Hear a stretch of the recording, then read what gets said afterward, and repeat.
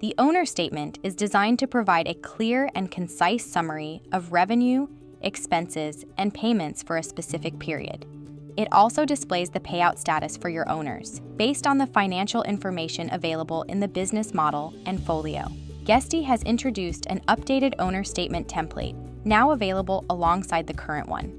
In the updated template, line item details are organized per reservation in a continuous flow, and additional customization options are available.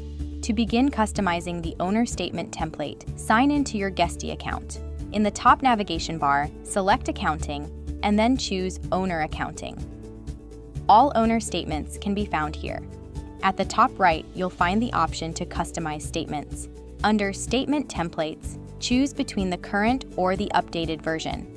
It's important to remember that the template you choose will apply to your entire account. You cannot select one template for some listings and another template for the rest of your listings.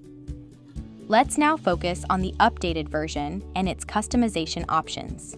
The owner statement can be customized by turning on or off the different toggles.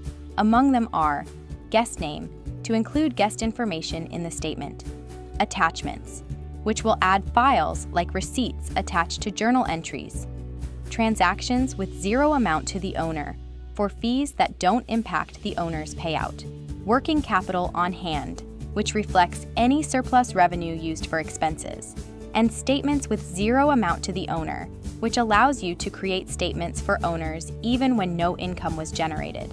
Once your preferences are set, click Save. Your customizations to the template can be reviewed by clicking on one of the statements. This will display your changes, giving you a preview of how the statement will appear to your owners. For those managing multiple business entities, brands can be used to share specific business information with your guests and owners. This allows you to add brand details like logos, contact information, and tax ID or VAT numbers to the statement. To add this information, go to the top navigation bar and select Setup, then choose Account Settings.